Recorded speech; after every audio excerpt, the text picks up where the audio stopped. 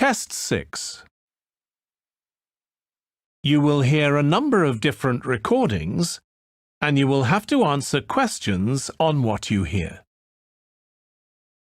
There will be time for you to read the instructions and questions, and you will have a chance to check your work. All the recordings will be played once only. The test is in 4 sections. At the end of the test, you will be given 10 minutes to transfer your answers to an answer sheet. Now turn to Section 1.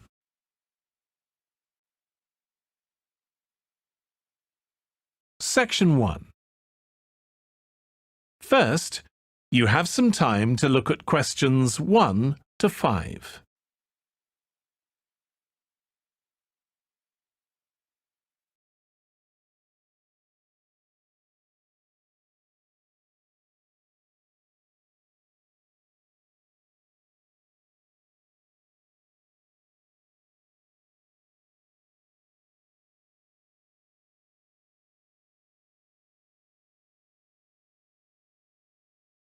Now we shall begin.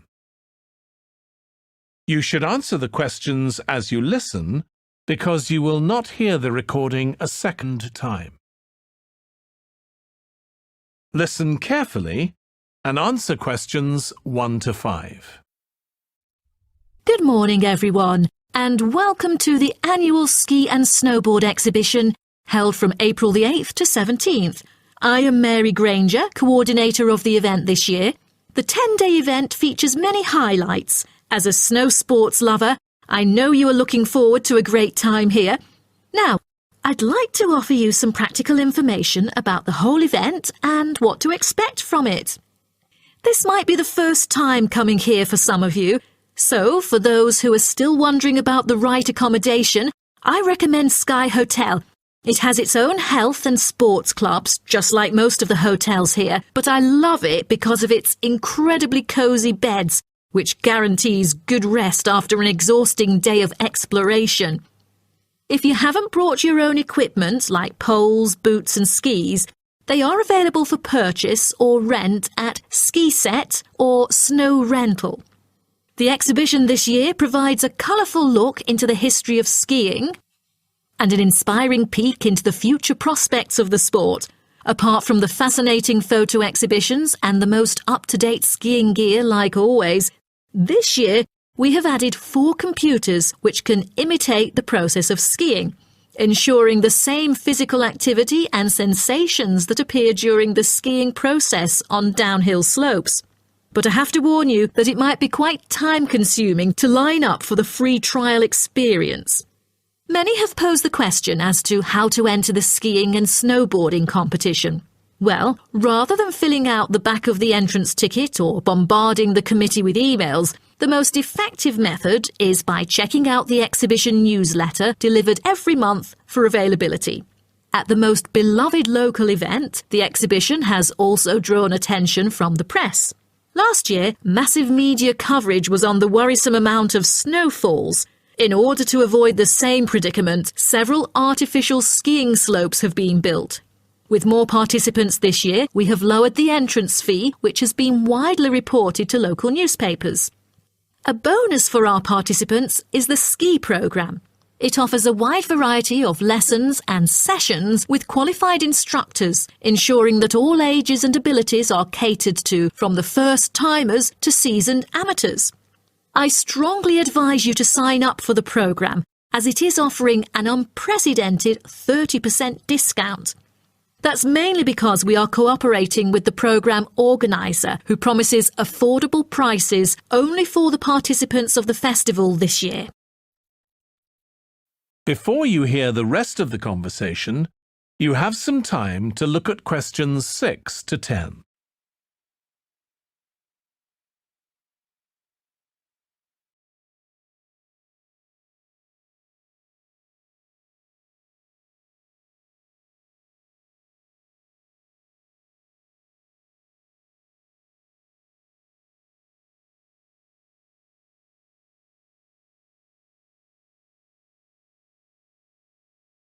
Now listen and answer questions 6 to 10. OK, we've got to arrange this programme. Work experience. I believe quite strongly in this myself. Studies are often just too theoretical and the best learning can be on-site. Sure, in principle, but you've got to find the right companies. For business students, it's so easy with all the commercial enterprises around here, but for our lot of engineering students, it's not so easy at all. Last year's education students were easy too. We just put them all into schools. Well, there are a few companies that will accept our students. Building sites are the main avenue to explore, but the trouble is that not many of these places want inexperienced learners around. Why not? Last year when I did this, I think these companies were worried about accidents. Now it's more a time issue. They just don't want to train people.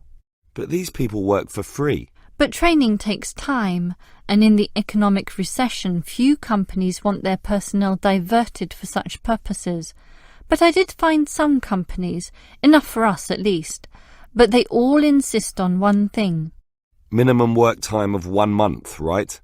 No, that the students are appropriately insured.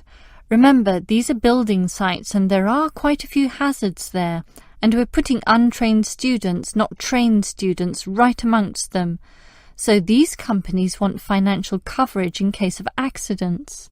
Gee, is that going to be expensive? Yes, I'm afraid so, since we live in quite a litigious society. Consequently, insurance rates are sky high, almost unaffordable. I see. Can our budget meet this? Last year we couldn't pay for the programme. This year we can, since we have fewer students to deal with, but we'll nevertheless have to cut corners in certain areas. I never like it when that happens. Neither do I. In which areas do we need to economise? Well, the payment to students is not going to change. After all, they won't do this work unless they can get some money. We'll also continue to subsidise their travel as we did last year. Last year we gave them a completion bonus too. It was a big success. Made them go through the whole month. But not this year. We'll impress upon the students that possible failure could result if they don't finish the whole term. OK, I trust that will work. That is the end of section 1. You now have half a minute to check your answers.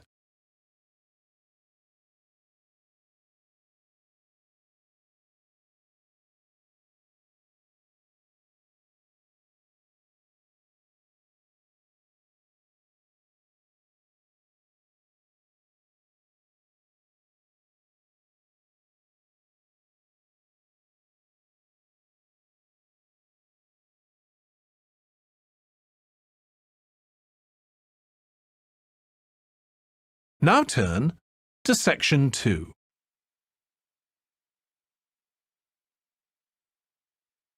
Section 2.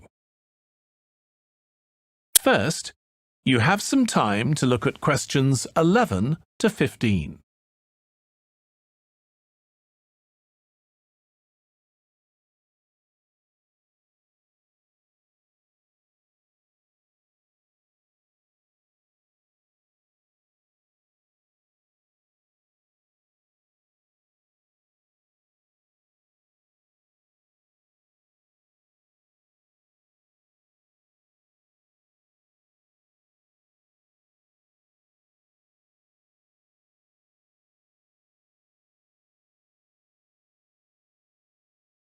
Now listen carefully and answer questions 11 to 15. On behalf of Northfield Sports Complex, I'd like to extend our warmest welcome to you all here this evening. I'm George Dyson, founder of Northfield Sports Complex.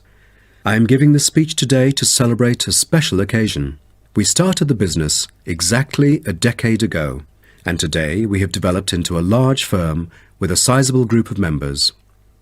We've also been nominated the most valuable company by Greentown at the Yearly Business Awards, which will be held next week.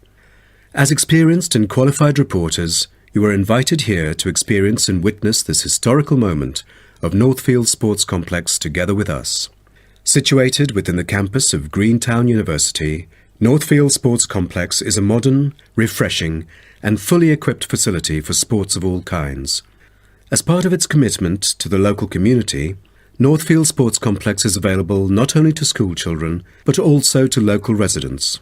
It offers a wide range of facilities including a 25-metre swimming pool, paved walking and jogging paths, a well-equipped fitness gym, all-weather pitches, indoor courts for table tennis, tennis and other sports, as well as a renowned skating rink. Different age groups can all find the right sports to participate in. That's why local residents enjoy working out here. As a result, natives here are healthier than most of the people within our nation. The whole town is very proud of having nurtured two world champions who were once both trained right here in our skating rink. Thus, it has become the ideal venue to learn to skate and have fun. But what I take pride in most of all is the skating rink that has stirred the interest of boys and girls here in local schools to skate. Since opening, an increasing number of pupils have been paying regular visits to the skating rink. A new yoga classroom with trainers will be open next month for mothers with babies. They can bring their own yoga mat and work out together with their babies. This will be a great way for them to get healthy and meet other mums. There will also be a brand new gym open to the pensioners in the near future. Just this month, a new swimming pool is open to all fitness levels with special offers for those without a job. Our complex is open daily from 8 a.m. to 9 p.m, except on Thanksgiving and Christmas. We intend to extend our business in the coming year. A list of equipment will be put up for sale, ranging from exercising equipment like cardio machines to sports recovery and injury prevention facilities. Within our complex, we try our best to avoid injuries of any kind. We train knowledgeable staff to guide our clients through correct workout regimens. For those who want to further ensure workout safety, they are welcome to apply to be a member of our standing committee. They are responsible for revising the safety guidelines and supervising its enforcement. Before you hear the rest of the talk, you have some time to look at questions 16 to 20.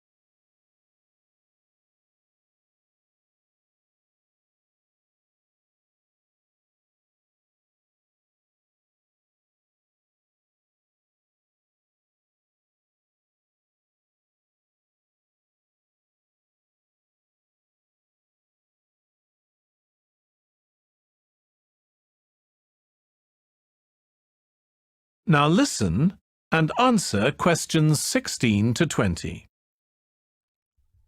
Now, about the survey, do you have any clues as to what kind of interviewees we should include? How about local companies doing business on clean energy products? Probably not the best choice of respondents. Remember the last time we asked corporate employees to do the questionnaire? Only about 5% of them were actually willing to participate. That wouldn't be enough then. It seems we have to drop that idea. Then maybe we can ask the professors and administrative staff here to help us. They could provide their insights and understanding on energy production. It would be ideal if they would, but I'm afraid most of them are too busy to respond to the list of questions we've prepared. I guess the students here at the university would be more suitable. You're right, and it is a much bigger sample pool too. Also, I think we should include the locals. Their opinion is key to the promotion of renewable energy here in the town. But wouldn't it be difficult to collect data? There's no way the two of us could go from door to door to interview all the residents. There's no need to worry about that. We'll make it telephone interviews. That way, we'll have enough time to get sufficient data. Good idea. What should we present in our speech? Due to lack of media coverage, the majority of people actually have a limited understanding on renewable energy. Most of them aren't able to identify various types of renewable sources. So I feel we could start by clarifying what it is and the benefit of it compared to fossil fuels. That makes sense. We could start with wind energy. For centuries, wind has been used to do work. With the help of windmills, farmers used to pump water from wells or turn large grinding stones to grind wheat or corn. The windmills today generate electricity. The only problem is that it might not be windy all the time, so it is crucial to choose the appropriate site for wind farms. Well, I think we can also include comparisons between clean energy and traditional energy resources like coal, oil and natural gas. Maybe we can look into the prospect of these conventional sources of energy. The rising cost of fossil fuels and the threat of climate change is a concern to many. Totally. These traditional resources will deplete eventually. Renewable energy currently makes up less than 2% of the world's primary energy supply, and although growing very rapidly, it is not on course to fill the fossil fuel gap. Nuclear energy is another type of energy we ought to mention. Nuclear power plants can produce dependent power constantly and release far less greenhouse gases than other traditional power plants. But most people feel that this type of energy is unsafe because radiation isn't easily dealt with, especially in nuclear waste and maintenance materials. What should we end the speech with? Have you heard about a new type of energy called hydrogen fuel? It is an infinitely renewable fuel that doesn't have detrimental environmental effects. The only problem is that it is so expensive that only wealthy individuals can afford it. But I think overall the benefits overshadow its high cost. I think that even though this new type of renewable energy is too expensive to use at the moment, in the long run its price will go down and become more accessible. That is the end of section 2. You now have half a minute to check your answers.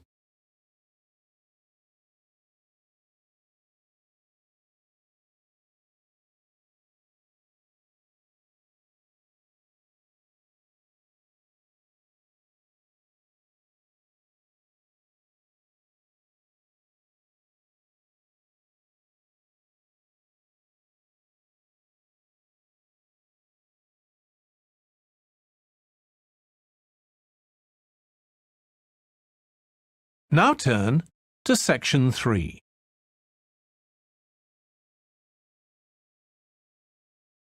Section 3. First, you have some time to look at questions 21 to 26.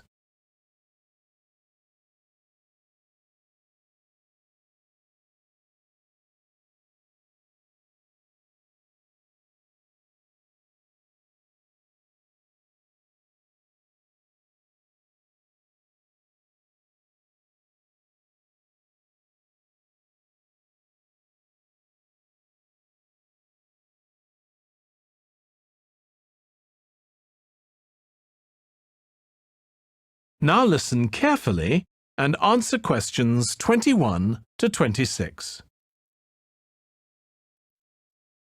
Hi Jeannie, how's it going? Oh, hello Dan.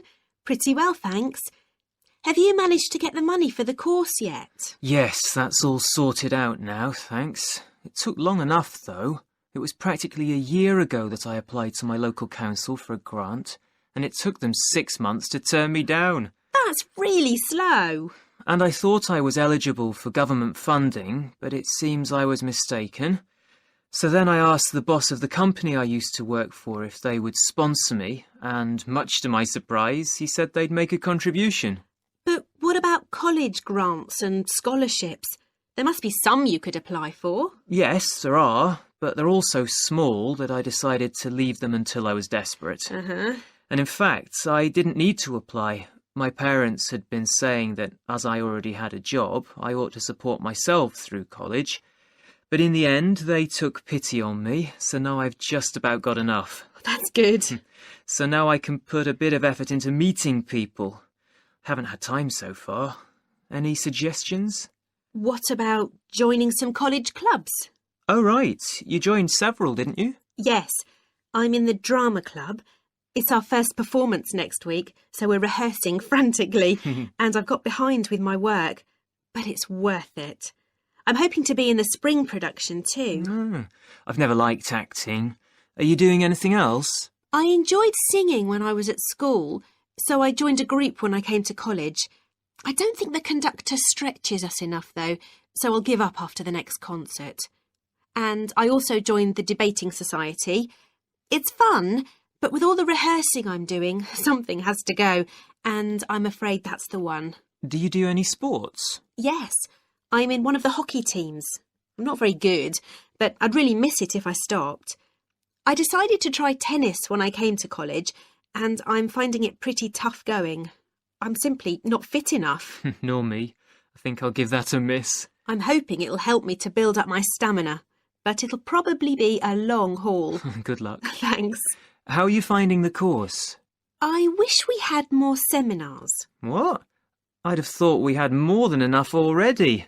All those people saying clever things that I could never think of. It's quite interesting, but I wonder if I'm clever enough to be doing this course. I find it helpful to listen to the other people. I like the way we're exploring the subject and working towards getting insight into it. How do you get on with your tutor? I don't think I'm on the same wavelength as mine, so I feel I'm not getting anything out of the tutorials.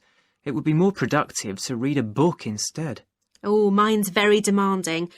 She gives me lots of feedback and advice, so I've got much better at writing essays. And she's helping me plan my revision for the end-of-year exams. Do tell me, I always struggle with revision. Before you hear the rest of the discussion, you have some time to look at questions 27 to 30.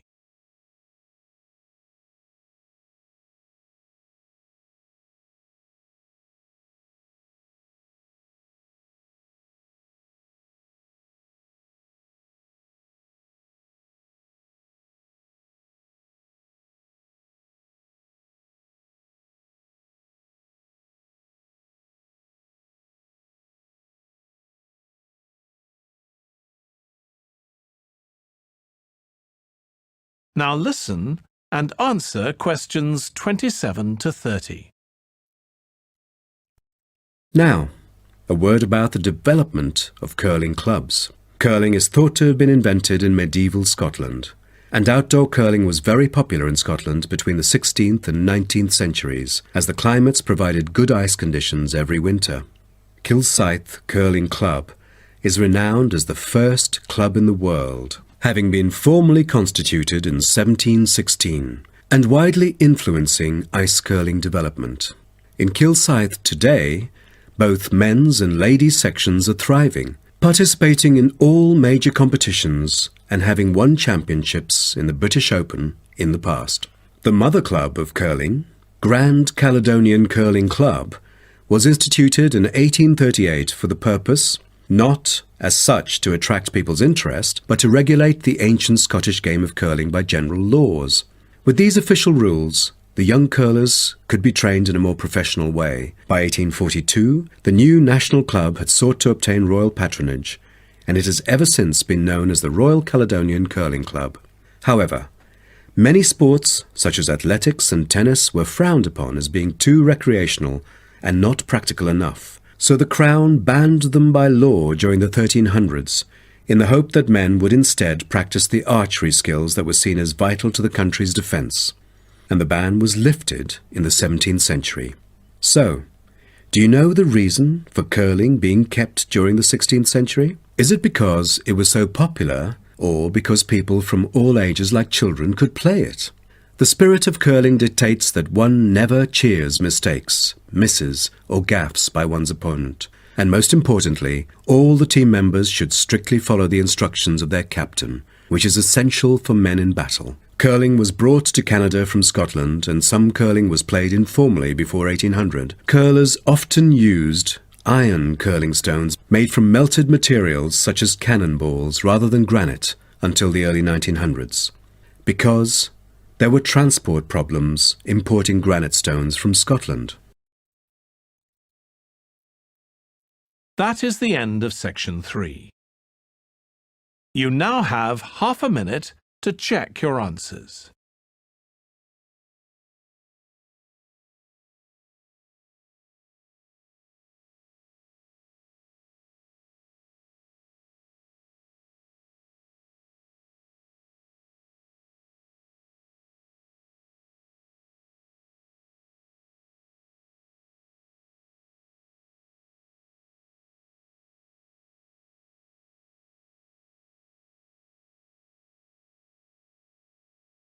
Now turn to Section 4.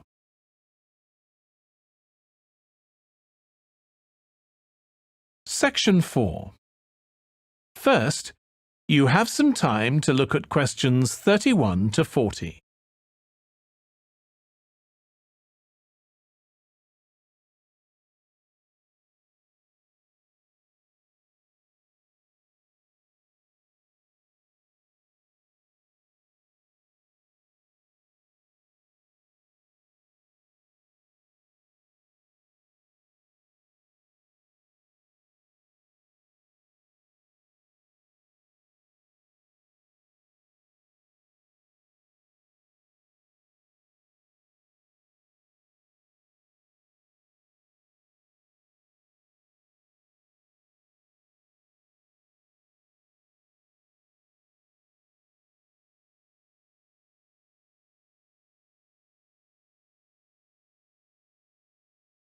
Now listen carefully and answer questions 31 to 40. Postgraduates are about as easy to define as catching steam in a bucket. Courses can be vocational, for training, as research, as a preparation for research, or a combination of these. Also, you can choose between full-time and part-time. Increasingly, the approach to postgraduate study is becoming modular. The vast majority of postgraduates are doing short, taught courses, many of which provide specific vocational training. Indeed, there has been a 400% increase in postgraduate numbers in Britain over the past 20 years. Current figures stand at just under 400,000. People undertake postgraduate study for many reasons.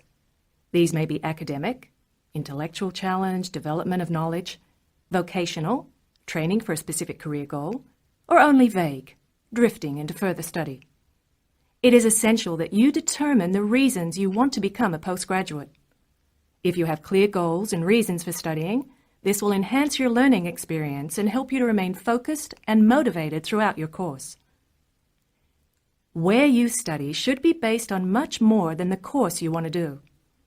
For some courses, you are likely to be there for several years, and it is important that you are happy living there. Check also what type of accommodation is available and whether the institution provides any housing specifically for postgraduates. Choosing an institution and department is a difficult process. To determine quality, do not rely on the reputation of an institution, but find out what ratings are from the most recent assessment exercises. Find out about the staff, their reputation, competence, enthusiasm, and friendliness. Visit the department if possible and talk to existing postgraduates about their experience, satisfaction, comments, and complaints. Most importantly, check how they feel about their supervisors. Also, check what facilities are available, both at an institutional level, for example libraries, laboratory and computing facilities, and in the department, for example study room, desk, photocopying, secretarial support, etc.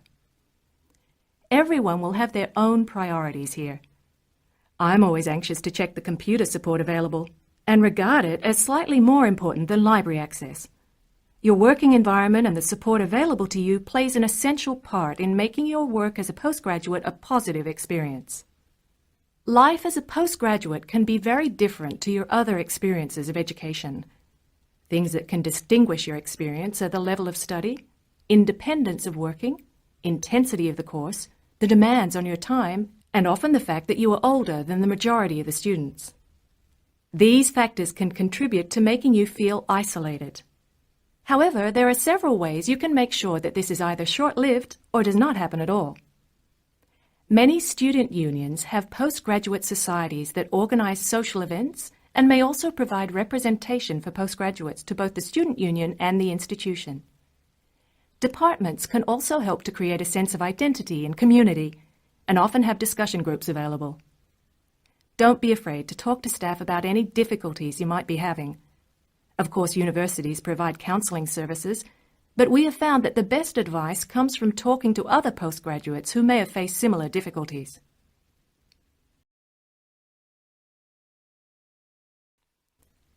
Financial planning is essential, since the government excludes postgraduates from student loans and it can be difficult to maintain your student status with banks.